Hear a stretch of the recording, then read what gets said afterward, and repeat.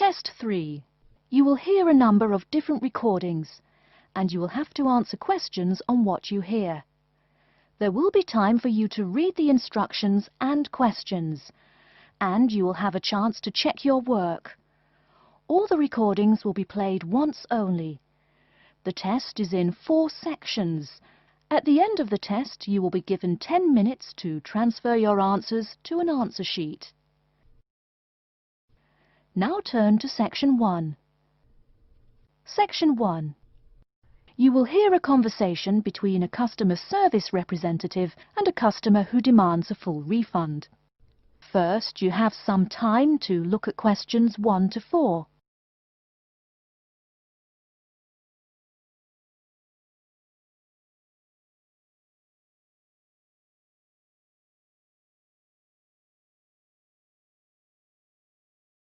You will see that there is an example which has been done for you. On this occasion only, the conversation relating to this will be played first. Hello and welcome to Under Pressure Enterprises Customer Service Department. This is Kelly. How may I help you? Yes, I'm calling about one of your rice cookers I just purchased. The customer says that he is calling about one of the rice cookers he just purchased. So, rice cooker has been written in the space. Now we shall begin. You should answer the questions as you listen, because you will not hear the recording a second time. Listen carefully and answer questions 1 to 4. Hello and welcome to Under Pressure Enterprises Customer Service Department. This is Kelly. How may I help you? Yes, I'm calling about one of your rice cookers I just purchased. What seems to be the problem, sir? Seems? There's no seeming about it. The blasted thing shoots hot steam all over the place, that's what. It nearly scalded my hand when I went to open it. Why, it could have killed the cat or something. It could have exploded and killed my wife and me. Sir, please calm down. As long as the steam escapes the cooker, it won't explode. So you're telling me there's no problem? Are you calling me a liar? Sir, no one is calling you a liar. Yes, so I demand a full refund. Under Pressure will be happy to refund your money, sir. Now, I just need some basic information. Okay. Sorry, I do tend to get a little hot under the collar. My wife tells me to slow down. So, what do you need to know? Sir, don't worry. I just need to ask you the model number of the cooker. Where are my glasses? Ah, here. Let's see. Ah, it's R242. R242. Okay. And how much did you pay for the product? £89.99. It was on sale, I guess I should tell you. Thank you, that's honest of you. Now, where did you buy the cooker? Which store and which branch? At that big Electric Life appliance store downtown. The city centre branch? That's the one. And you say the problem is that the steam escapes? Yes, it does. No problem, sir. If there's steam escaping, clearly the cooker is broken or defective. So we have an R242 cooker with an escaping steam problem. It was bought from Electric Life City Centre branch for $89.99. Is that correct?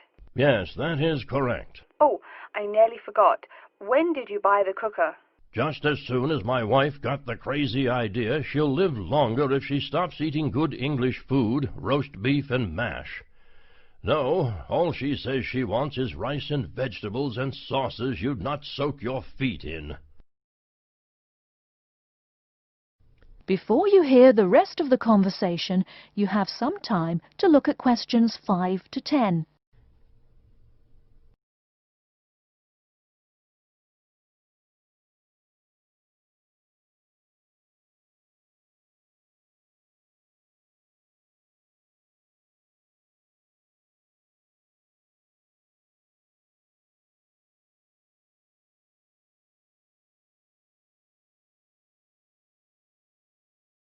Now listen and answer questions 5 to 10.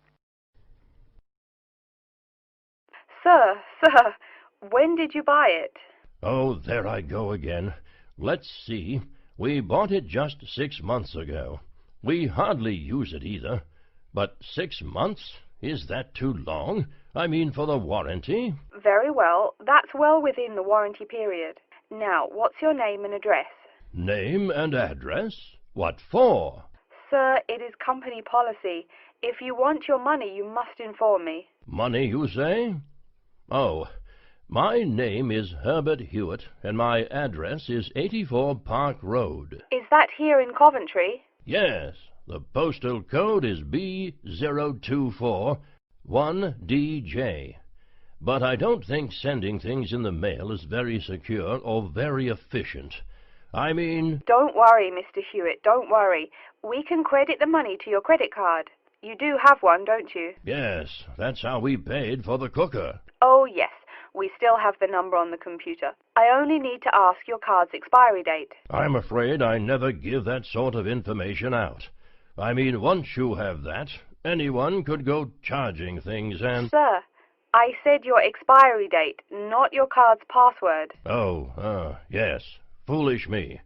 Of course, you didn't say password. Let's see. That will be April 2008. April 2008. Very well. Your card still has nearly 2 months left to go. We'll get that refund right to you, probably by 5 o'clock this evening. You had better. If I don't get my money... Wait. Yes, I know I'm losing my temper again. I really am sorry. I haven't had my medicine today. And, sir, just one more question for our records. How often do you go shopping at the city centre branch? Oh, well, it's hard to say. I suppose maybe once a month. But I can tell you this. If I don't get my refund, I'll never shop there again. Oh, I think it's time to start looking for another job.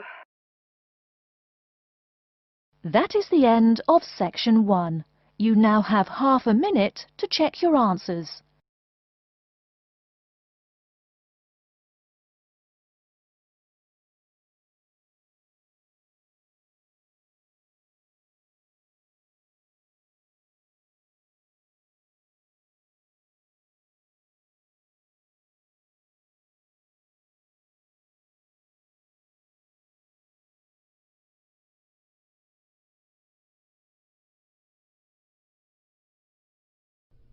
Now turn to section 2.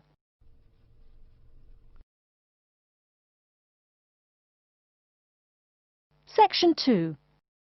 You hear a talk by a counsellor from the University of New South Wales, who will introduce some useful facilities and services on the campus. First, you have some time to look at questions 11 to 15.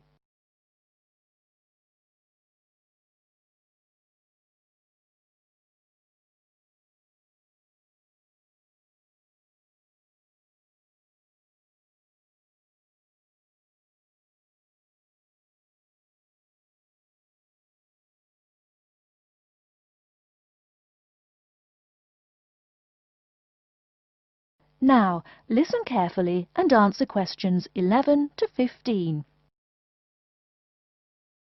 Hello everyone, and welcome to the University of New South Wales. The first thing I'd like to do at today's orientation session is get you all oriented. That means tell you the location of some useful facilities and services. So, first of all, take out the maps we gave you all as you came in the door. The map is the big yellow sheet of paper. As you can see on the map, north is at the top, south at the bottom, etc. Which way is north? Well, look through that window on my left, your right. See the rising sun? That would have to be east. So north must be directly behind me. Now, we're at the campus main gate. The recreational facilities are on my right hand, and its opposite is the student centre. No questions? Good. Pretty easy, right?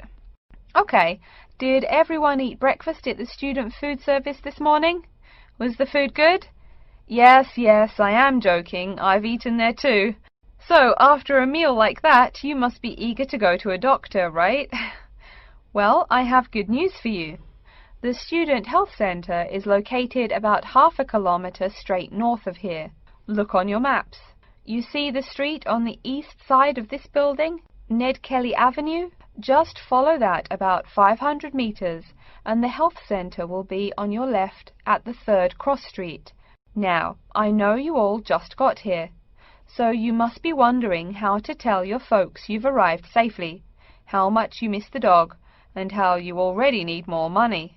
If you don't have an iPhone, you probably are wondering where to find a computer. Well, I have good news. If you go straight out of its door and walk down the garden street, you'll see the internet unit on your left side, just next to the gym.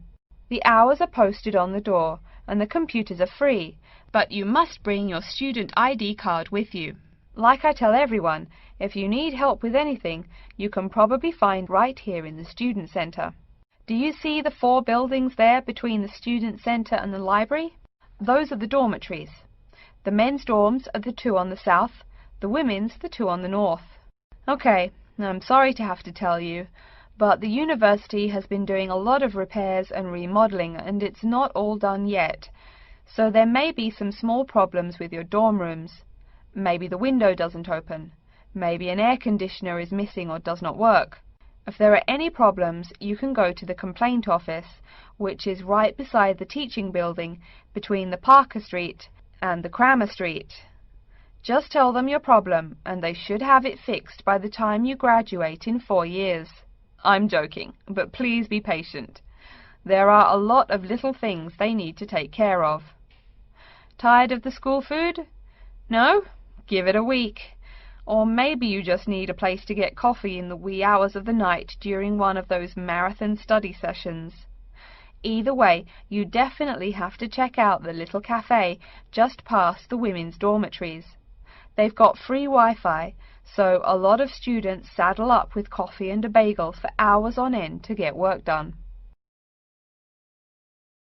Before you hear the rest of the talk, you have some time to look at questions 16 to 20.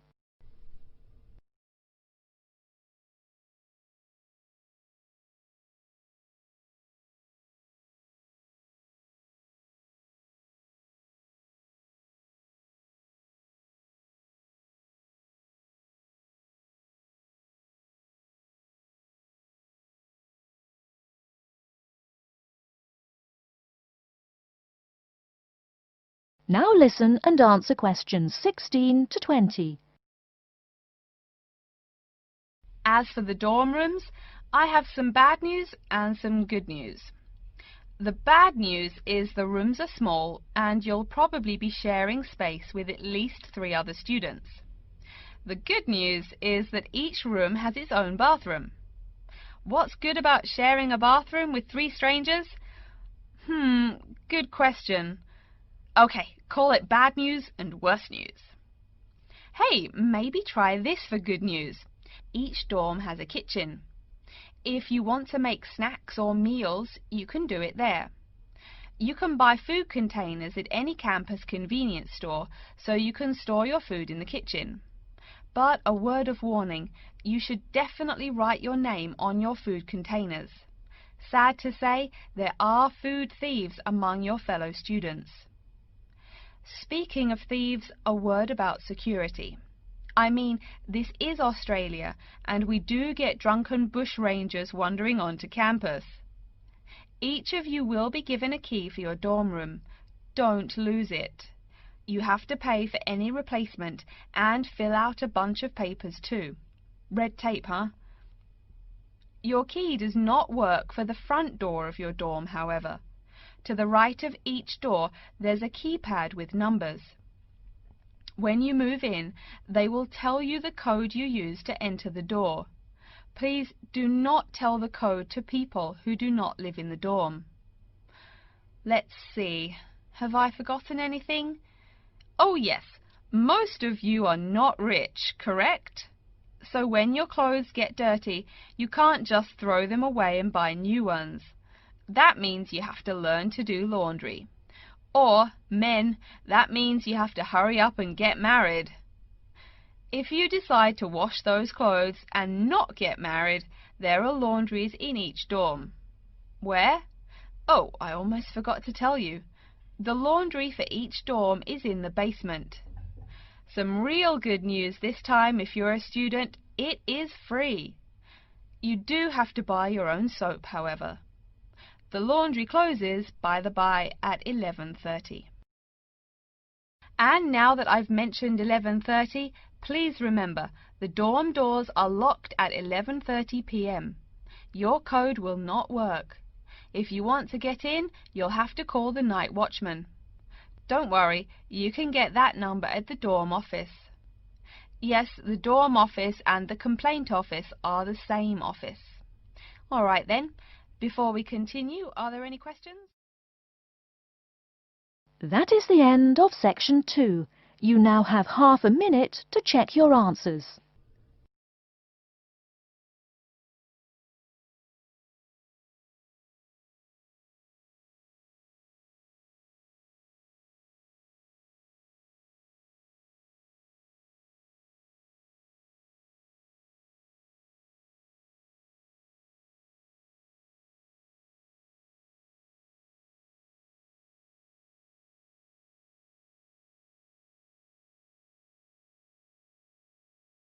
Now turn to section 3. Section 3. You will hear two students called Betty and Bruce talking to Professor Dundee about their own presentation. First, you have some time to look at questions 21 to 24.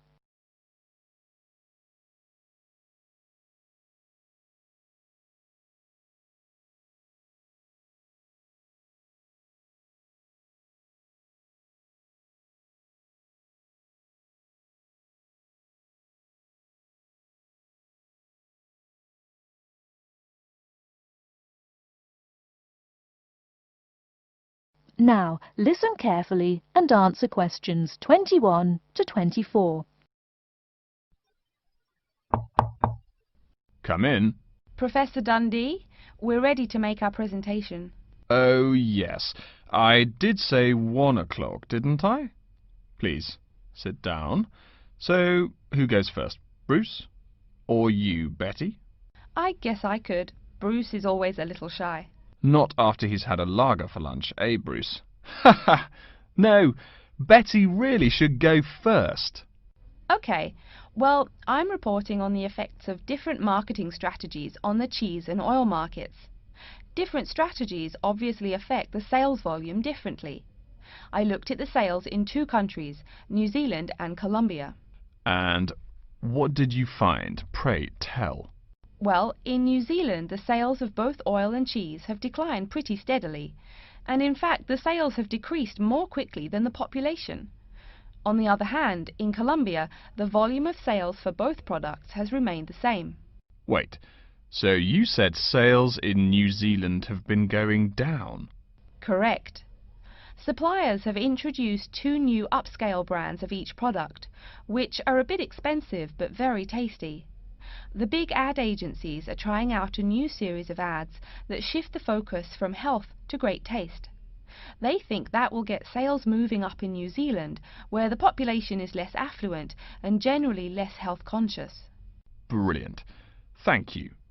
And Bruce? Yeah. My report is about chocolate sales in Italy and Germany. The 2 countries' marketers have found out that you have to market chocolate differently in each country. For example, in Italy, Kostig, the most expensive brand, pays shop owners to put the candy just about knee-high for an adult. I don't see. For little kids, that's about eye level. That bright red candy is the first one they see, so they buy it. Even better, they start telling their moms to buy it too. So, you mean... Well, I mean, in Italy, if you locate your product at the right location of shelves, sales do great. They say it doesn't matter much what brand of chocolate you're selling. As for Germany, das Land der Schokolade. Huh? That's German. It means the land of chocolate. Germans love the stuff, so people make a joke and call Germany that. Oh, right. So, you were saying? Well, like you pointed out, Germans love chocolate, but they're thrifty. For a long time, the biggest selling brand was Schmutzig, mostly because it was the second cheapest, but didn't taste too bad. Before you hear the rest of the talk, you have some time to look at questions 25 to 30.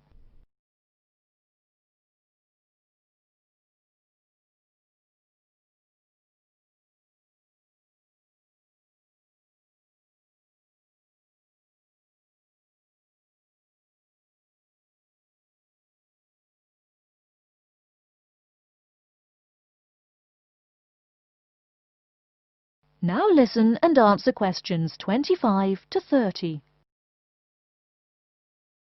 Again, brilliant. A pretty good job, both of you. Tell me, what do you plan to investigate next week? I'm especially interested in the effects of colour on sales of products, so I'll be looking at ads for cosmetics and cleaning products in the local market. You know, like the distinct orange colour of Mr. Muscle, lavatory cleaning products. And you, Bruce?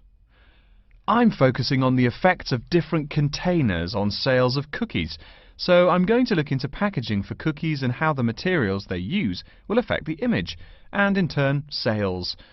You know, most containers are paper, but some expensive cookies come in metal boxes. The shiny metal boxes catch people's attention, and the image remains in the memory longer. Well, it sounds like you two are all set. But as always in this course, I urge you both to pay much more attention to the advertisement extensions. That's often the key. All right? Any questions for me before you go? No, I think I'm all set. Thanks. Me too. Thanks, Professor Dundee. See you later. That is the end of section 3. You now have half a minute to check your answers.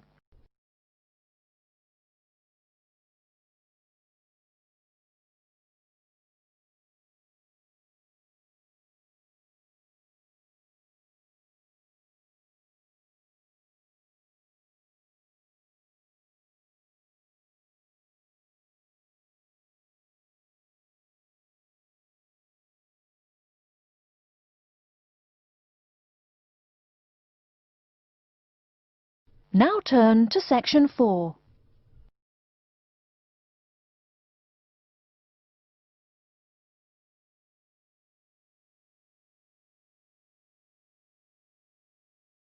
Section 4.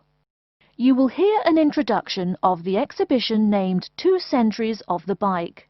First, you have some time to look at questions 31 to 40.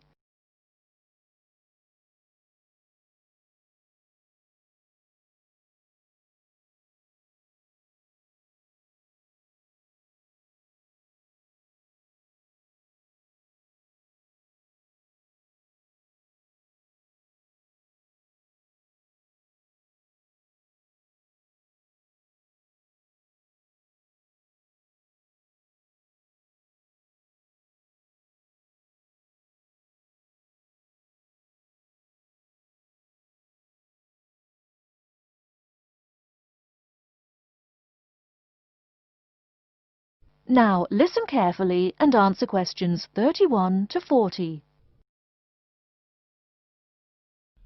Good afternoon, ladies and gentlemen. I'd like to take this opportunity to welcome you to our exhibition, 2 Centuries of the Bike.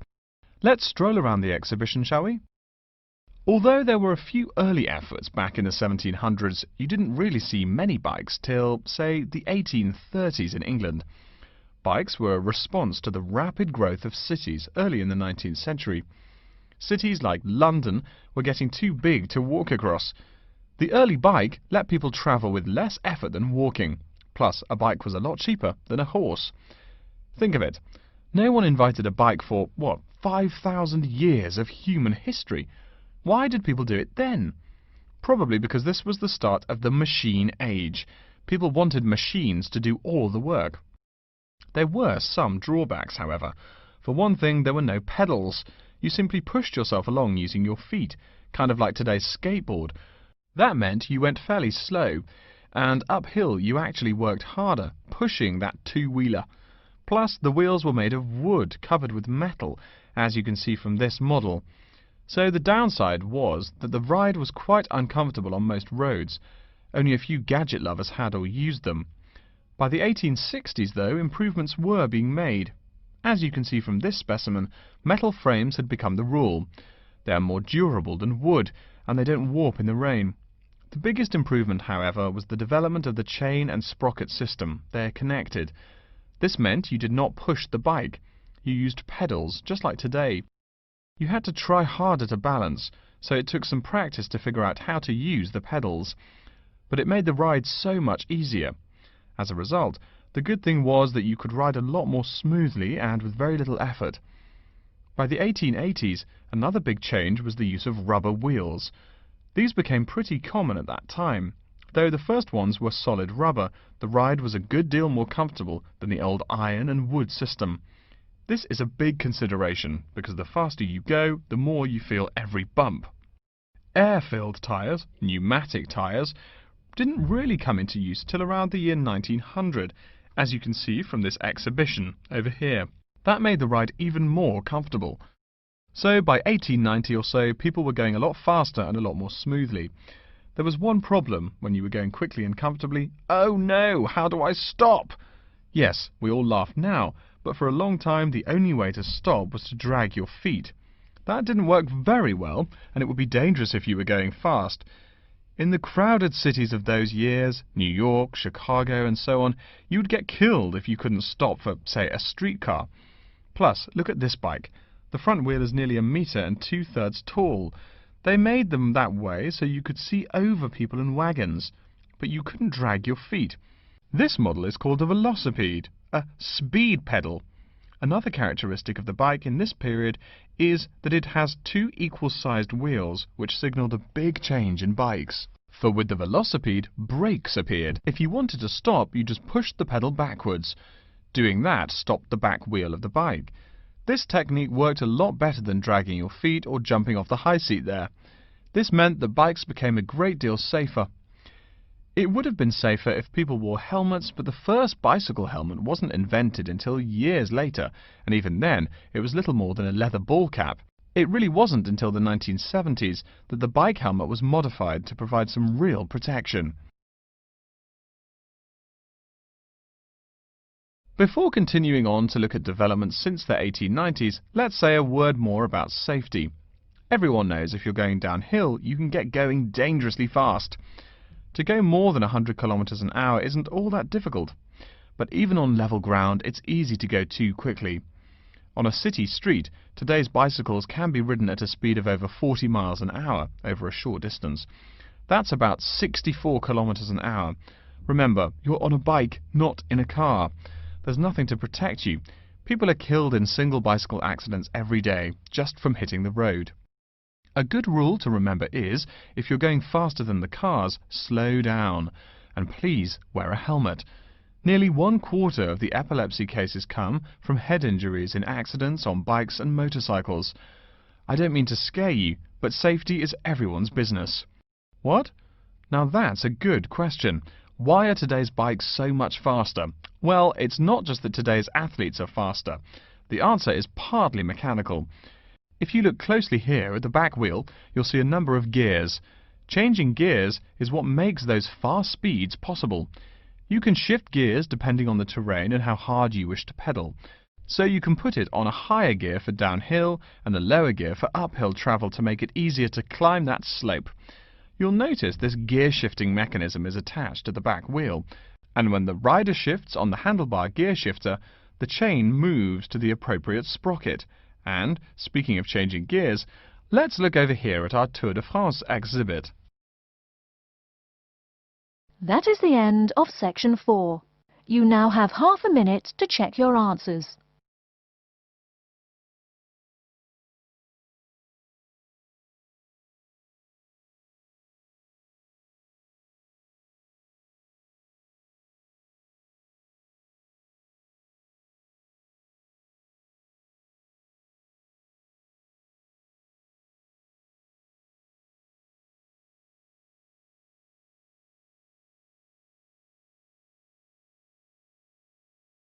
That is the end of the listening test. In the IELTS test, you will now have 10 minutes to transfer your answers to an answer sheet.